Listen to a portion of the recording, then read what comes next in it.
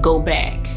And the light got real bright, and I woke up in my hospital room. There was a crowd of people from the side of the bed back to the door. It was the rapid response team. I could hear the nurse crying and calling my name. And I looked at her and I said, "It's okay." And they were like, "Evelyn, what's your name? What's your name? Do you know where you are? Do you know what year it is? What are you in the hospital for?"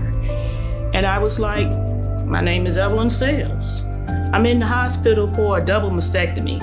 And so as I'm looking around the room at all these people wondering what's going on, why are they in my room? I see this doctor standing in the back.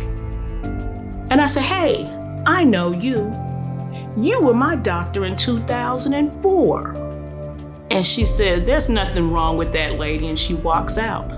They told me to stay in the bed, but I snuck out. And as I'm passing the door to go to the restroom, I overheard the nurses talking, which is how I found out what happened to me. The nurse had accidentally put Percocet in my IV. The doctor had told her the night before to give me my last dose of morphine so that I could go home on Percocet. But she just misunderstood because they were giving me morphine, and the morphine was for the pain after the mastectomy. But it was making me itch so horribly they had to give me Benadryl. So that's morphine and Benadryl that was in my drip. And then later put Percocet in there.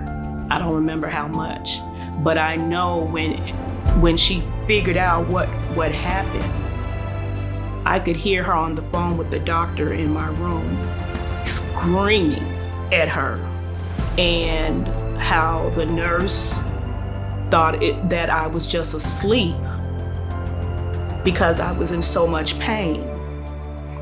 And she let me sleep for 2 hours, not knowing I wasn't asleep. And when she came back after those 2 hours and she couldn't wake me at all, that's when they called for rapid response.